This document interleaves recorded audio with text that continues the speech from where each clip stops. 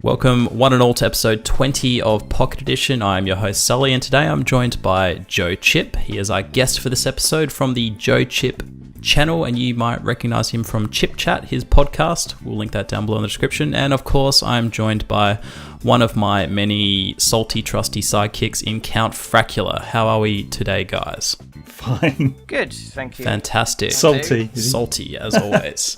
Plenty of salt for those icy roads, Count. We need them round here, God. Oh, we do, yeah. It's very... Yes, we've had a lot of snow in Britain at the moment, and the papers are going mad because of it. I saw a Facebook post today about one of my ex's relatives that lives over there saying the first person to complain about the heat is going to get punched. Is that completely not relevant at the moment at all? I don't know. They're calling the storm the beast from the east, and it's completely unnecessary. Wait, it's like this is mild snow. So this is actually a cool front. It's not heat. Some guy was saying, like, I've just stuck my hand into the snow and it's come up to me knuckles. And making a big deal out of it on the telly the other day. I'm crying out loud. You should have seen that, like, early December we had snow in the Midlands, and that was sort of like up to your elbow deep if you put your hand in it. Damn. That was quite deep. This is like just a sprinkling. It's fine. Wow. The best one for me was all the stuff about, it's a red warning in Scotland, and I'm sure it is in some parts of Scotland. Yeah, because it's probably much worse in Scotland because they're further north than us. But the best bit there, though, was that I went onto Facebook this morning, and one of my friends who lives right up in the Highlands of Scotland posted a picture of what it's like outside our house today, and it was literally no snow. It was literally like nothing. Amazing. Yeah. Oh, I wish I had snow. All we have down here is elbow, knee-deep kangaroo shit. That's about it. Yeah, I think I'll take the snow over that. And large spiders. Deadly spiders. Fantastic. Anyway, let's jump into the episode because we're going to keep it short, sharp, and tidy today for Count, so he can go off and venture and play in the snow, or whatever the fuck he was doing today. I can't remember. No, I'm collecting a car. Collecting a car. There we go. But today we're talking about video game demos. Do they, or I guess we know they're not around anymore in a traditional sense, but could they or should they be? Count, do you want to open this one up for us? So, you must know, if you've been into games for any sensible amount of time, unless you're one of those filthy young people, that video games used to have things called demos, or indeed demo discs. Who remembers those? Oh, I remember Absolutely. those. I used to get quite a few for the PS2 when that was still a thing, and I was like, oh my god, this is amazing. To get him out of Serial, that was the shit. Yes, I think I got one out of Serial that had like a Bionicle game with it, and I was just like, oh my god, this is amazing, because I was really into Bionicles at the time. Or you buy the magazines, like your favourite video game magazine. You always get the demo disc for the PS2. Oh, that was good. Those were the days. And the replay value on those demos, I don't even understand how you used to play them so much either. No, it's weird, isn't it? I'm now looking at Bionicle the game. Oh, it didn't get good reviews. Aww. Oh, they've destroyed your nostalgia. It's another shit game you liked to play when you were young. What's that fucking car one? Oh, Road Trip Adventure. Road Trip Adventure does not hold up. Something like that. Oh, that game doesn't hold up. A game that I am playing at the moment, though, that does hold up is Pokemon Ruby, because I have it. I'm playing it on Game Boy Advance. Nice. It's funny because I bought... they did the re-release of Crystal on 3DS. Yes. Yeah. Yes, they've done... they did Gold and Silver late last year, and they've just done Crystal. I bought the boxed version specifically because you can get... It's just a box with a code in it. But I want the box because I'm just a shameless capitalist pig. Modern gaming in a nutshell. There you go. And I was just like, yes, I now have this lovely box. Wait a minute, I'm going to play Pokemon Ruby now for no reason. Nice. I've not even touched the 3DS version of Crystal. So I'm just playing this one instead. And also, fuck trying to find a Feebas in this fucking game. Would you like to know the method? I'm going really off topic here. Would you like to know the method for finding a Feebas in Pokemon Ruby, Sapphire, and Emerald? Go on then, tell us By the all method means. for finding a Feebas. Go on. Yeah, so anyway, that's the thing. Back to demos. Demos. Yeah. Do we want them back? Do we want the classic demo back? And why do we want it back? And what's wrong with the existing way we consume all these betas and all this crazy shit that's going on these days? Well, betas kind of are demos, aren't they, in a way? Except for... In a sense, yes. But they're only accessible for a limited time. Yeah. And we're also getting the game previews and all that as well. And I'm not sure I really like that, because they've partly replaced demos as well in a way, but you're being expected to pay for them. So in effect, you're being a beta tester that you're paying for. These aren't finished items that you get. Yeah, because you have to pre-order the game and get access to the beta. Yay! Yeah. I think I am a fan of bring back the classic demo. I appreciated the classic demo for me personally, because I don't necessarily have an issue with the kind of form that betas come out in. I do take issue when you get these betas where it's like this ongoing development cycle. You've already paid for the game and the game just never seems to ever freaking launch. Yeah, they never come out of beta, do they? I think, release the beta free, play it upon launch. If you want to continue playing it, buy it. I think that's fair. But for me, the reason why I don't ever try games before I buy in beta form or preview form these days is because I'm afraid of getting my fill of the game before the game's actually finished. Well, isn't that what happened to Max with Sea of Thieves? Probably, yeah. Because he tried the beta. He tried when it was like they had a preview build of it at whatever convention he went to last year, and he tried it, and then he tried the beta again when it was out like last month or whatever, and he was really disappointed because basically nothing had changed in a year. And that's another thing, you want to... Remember when the demos used to come out, you'd get them for free, and there'd be a disclaimer saying this may not be representative of the final product. Yeah. And, you get that in a beta, I guess, but it's such a drawn-out, long process, and you've already paid for it, and there's not necessarily any guarantees at the other end that it will end up or shape up to be the product that, it was initially being pitched. But there's nothing worse in my mind than buying a beta and just getting my fill before it's finished. I feel like you're really missing out if that happens. And that's happened to me in the past with games where I've just had my fill and I never went back to it. I never played the finished product because I just burnt out on it. And did I get my money's worth? Absolutely. But it just draws away from the kind of experience in my mind. And I tend to avoid betas and previews like the plague now. But, if we had a demo, yeah, absolutely. I used to download demos all the time through the Xbox 360 and PS3 generation, all the time. It was a great little snapshot and a way to just taste and sample a game. You'd get one multiplayer map or you'd get one mission and that was it. I felt that was a very reasonable way to taste a game. But, we all know these days that betas are less of a way to demo a game and try a game. They're more about a model and monetizing a game. Yeah, because it seems to be more that they're testing the monetization. Because do you remember the Star Wars Battlefront beta? Yes. That was basically a test of the loot box system, more than anything. Right on the nail with that. Yeah, exactly. It's more about sucking you into the game now and actually seeing what they can get out of you, rather than actually giving you a taste of what the actual game is about. I mean, if you go back, I think I mentioned this before we started recording, if you go back and you look at Doom, when they released Doom, you got the first level, I think it was, and they were giving that out away free. They were encouraging you to copy it. That's why it was called shareware. Yeah, you could shareware. copy it, share it, give it to your friends. And the marketing effect of that was great, but you actually had a large portion of the finished game to play. And going back to what you were saying, Sully, what we're getting now is a portion of an unfinished game. And so by the time the game comes out, you have this thing, you've played the game, but you've played a kind of broken, half-assed version of it. And you're probably for me, often, I do the same as you. I avoid them like the plague a lot of the time, because I'm often quite jaded by the time the final game comes out. And does it actually give you an idea of what the final game's going to be like? It might, but sometimes it doesn't. I mean, was it the game We Happy Few? I mean, look at the way that's changed over time.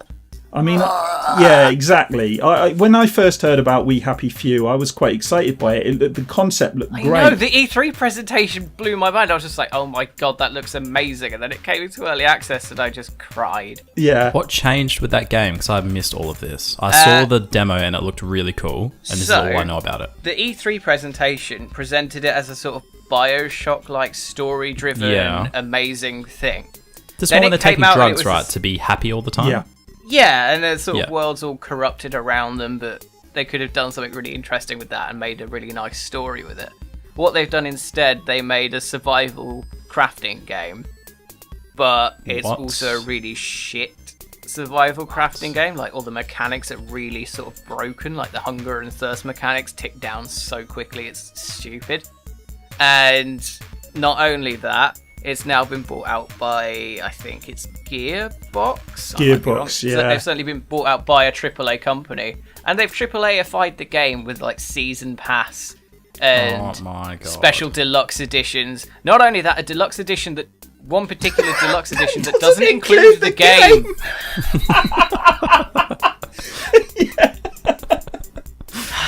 Yeah. Oh, wow. Talk about AAA in a game. Experience. Yeah. To be fair, they did that with Call of Duty recently. Like, they had a special edition of Call of Duty that didn't include the fucking game. The first time I think I noticed that in a big way was what happened with the latest version of Hitman. And they did a special edition of that. Did they do that with Hitman? Yeah, they brought out a special edition of Hitman. What? This was right at the beginning because they brought out a special edition of Hitman. I made a video about this ages ago, and you could pay like £100 for it, and it had a statue and all these other things. But the Hitman game was actually episodic. So when you bought this special edition, you just got, I think, the first episode that you could download. So there was no game in the box. And that was the first time that really came to my attention, and I just... The way they did that Hitman game in particular, really weird though. It was really weird, but luckily it was really good. Yeah. So I've heard. I really want to get it at this point because they've finished the first season of it. What I like though is because IO Interactive separated from Squeenix. Squeenix actually let them buy the Hitman, or they gave them the Hitman franchise, so that IO can still make Hitman games. That was a really nice story, that one. That was good. I remember it was like, oh no, and then it actually turned out good. So we might actually get some more Hitman games in the future. Yeah, they did something good for a change, rather than what they did with Deus Ex Mankind Divided. Cough. Back on topic though, I think demos are a good thing. Overall, especially when it comes to, you get a full game that's released and you go, I don't know if I like that game. I want to try it first. And I think easy access to a demo, obviously I have no statistics to back this up, this is my personal opinion, might help reduce things like piracy. Because a lot of people justify piracy by going, I'm going to try the game before I buy it.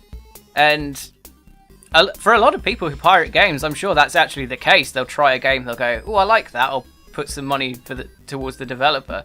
Hey, I've done it before. I'm sure a lot of people have. This is my personal experience, that I actually do feel that if a game's good, you should buy it. But I have pirated games in the past for that reason, because I wanted to try it and I wasn't going to shell out a load of money for a game and then find I hated it. So I've actually pirated. Exactly. Yeah, I've pirated games first. I haven't done it for years, but I've pirated games first, and then we're in a situation now where we don't need to do that anyway. Well, yeah, a lot of the time, but things like Steam refunds exist now. Yeah, exactly, and even on the Xbox now, you can refund the games as well, the digital games and stuff. Max has an interesting story about refunds. If you watch the latest newscast, I'll have to watch that live on YouTube. but yeah, so the thing is though, I think demos are actually starting to make a comeback now. I was going to say, that'd be my next question. How or when do you think they could make a comeback? Like, what do you attribute this comeback to? I started with indie games in the last year or two. the latest Resident Evil had a demo as well, which was really good. Yeah, the thing is, I think a lot of indie games over the last year or two have been putting demos out, and they were advertising just like going, hey, look at us, we're amazing. We actually put demos with our games so you can try them. Holy shit. Yeah, I know. And now, because I've been looking at the Hitman store page because I'm interested in buying it, and they have a demo. Could it be that the industry is opening its eyes to the benefits of things like a demo? Well, it shows confidence, doesn't it? It shows confidence Yeah, in it your goes, product. hey, we probably made quite a good game. Try it, see what you think. It's like the exact opposite of not allowing review copies, isn't it? It's like, hey, everybody can have a look at this. You know? The weirdest thing about that, the weirdest thing with like restricting review copies was when they did it to Doom. Like everything Bethesda does. It's like, we were all like, oh god, Doom's going to be shit. And it turned out to be an amazing game. It's like, well, why did you bother doing that then? Yeah. I think they must have been worried about it on some level. And I think they were probably worried about it because of the reaction to the demo. Or not the demo, the online beta. Because, to be fair, the online's a bit toss. It's not really my thing. Yeah. Another interesting point as well, which is probably food for thought, is I feel this is another kind of pro and box tick for services like Game Pass. I mean, yeah, you pay your monthly fee, but then there's no risk beyond that of buying games you don't like. You know, you don't need a demo because you can try whatever you like on that service. True. Yeah, good there point. are elements like that. Yeah, which is just interesting the way it's kind of all changing. Whether, you know, if that does become the predominant way that we like to play our games and a service like Game Pass, then, you know, fantastic. That's cool. It eliminates a lot of risk, I guess. There's no need for a demo, as just, you know. Yeah, a lot of people might argue against demos because you have things like Steam refunds now as well. But, I mean, and again, still... that's not true on all platforms, though, because Nintendo can't do refunds for shit for no reason. Nintendo are off the curve on a lot of these things, though, aren't they? Behind the curve, I should say. Well, yeah, because they've only just worked out that online gaming is a popular thing. They've just released their first couple of big DLC packs, haven't they, as well? Wasn't everyone giving them crap Zelda, about that? Yeah, Zelda. They're finally on the They're doing DLC a thing for pack. Mario as well, aren't they? Like they're going to do a... I hope they do. I'd like to see like an extra level pack that they've made after the fact. Yeah, definitely. Yeah, see, that's what it's all about. If you release the very extra big distinction content, with that with DLC is like, it's fine, great, do it. Just make sure it's a thing you've actually made after the fact. Yeah, that's where season passes are a big con. You're paying up front. It's like, for something. hey, we might make this thing in the future, buy it, or hey, we cut this thing out of the game, pay us extra money so that you get it. Yeah, I made the point, going back to Hitman, I made the point with Hitman that you know, you pay up front. If you pay up front for this game, okay, maybe not with the Hitman game, but down the line in future, and we're seeing this now with some of these early access games, you pay your money up front and then they never appear, or, you know, you could have a scenario where they end up going bust and then the game never sees the light of day in any form. Yes, I mean, the thing with early access is, with early access specifically, what you're paying for is the game in its current state. You're not paying for any possible future states of the game. You are paying for what that game is at that exact time of purchase. So the developer owes you nothing by buying that game. That's a bit difficult for a lot of people, though, because the people do get sucked into this idea that they're, you know... yeah, they do. They get sucked into the, hey, I'm paying for this game to come out of early access. They don't quite realise that it's not that. It's not how the model works. It's the same with Kickstarter, isn't it? People get up in arms about Kickstarter. It's like, it's a risk. Oh my god, you know? this Kickstarter thing. Yeah, it's the same. You know, you put money on the stock market or whatever. You're not guaranteed to make money from it. It can go down as well as up. It's exactly, a risk. The amount of failed Kickstarters or things that have gone wrong, like Mighty Number 9. But that's a different story entirely, really, for why that went wrong. But yeah, so I think we're all in agreement. Yay, let's bring back the demos. To wrap us up, though, give me your favourite demo ever that you ever played or got out of a cereal box ever. Doom. I barely even remember. Okay, with shareware, but Doom for you. Absolutely Doom. There's no, you know, and I mean the first Doom. Boom. It was just amazing. Yep. OG Doom. Count. Oh, come back to me. You go first. All right, I'll give you mine. I can't actually remember the name of mine. I will find out. I'm determined to find out now. And maybe I'll put a little annotation up on screen. But there was this PS2 demo that I got out of some kind of gaming magazine when I was probably like 10. all it was this one little multiplayer arena, but there was like these big skyscrapers, and it was kind of like Transformers versus like monsters. And all you'd do it was basically like a beat 'em up game. You'd throw these monsters through like buildings, and you'd collapse the buildings on them. You could climb the buildings. It was endless amounts of fun. So that's my demo. Never ended up buying the full game. That's just my demo. Account's still lost. I don't know. I don't fucking do demos, really. I know that they're a good thing, but I don't do. Anything from your childhood? Anything at all? Nothing stuck with you? I could probably find an old shareware copy of Doom you can have a look at if you like. Send that over to you. I don't have a DOS PC and a cassette deck. Have you got a PO box count? We'll get everyone to send in their demos for you. PO boxes cost money to stay open. I'm not willing to do that until people are sending me like tons of shit, and I don't think that's going to happen. Well, you don't want tons of shit. That would be horrible. It would sting. No, you know what's going to happen? All the GameCast guys will just send you shit that's probably not even demos. Probably. They'll just send me like, hey, look, I found a twig. Alex will send you a fucking zip-locked taco or some shit like that. Yeah, I can imagine that. Shaka will get his revenge. Oh, that would be the best thing. That really would. Alright. Fuck it, the Bionicle demo, that's literally the only one I can actually remember playing. I had loads of demo discs and I can't remember any of them. Oh, have you still got them? Have you still got the folder? Oh god, no.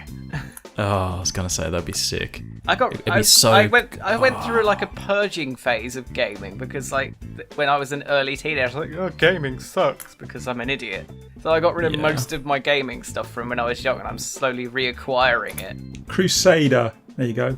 It was an old top-down shooter, Crusader. Yeah, they do a 2. That's dated now. You can pick it up for about £3. It sounds it.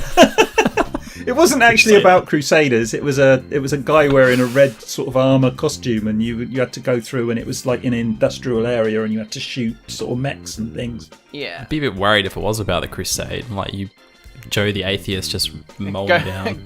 Or you go around as a Christian killing loads of people in the Holy Land. Yay! Joe, that's my favourite demo. Anyway, let's wrap it up. We're going down a pretty dark path now. Yeah. Anyway, thanks for joining me, guys. Thank you for joining us again, Joe. No worries. Hopefully you enjoyed the episode, and hopefully have you on in the near future. As always, guys, please remember to rate, comment, and subscribe. Leave your thoughts and opinions down below in the comments. If you want to see some of the tangents that we had in this episode, Count had a great one about, I don't know, Pokemon shit and rivers and all kinds of crazy shit that went for a while. So we'll be posting that exclusively in our Discord channel because it doesn't quite fit in with the episode. He went down quite the rabbit hole. But as always, guys, we'll catch you on the next episode. Have a good one.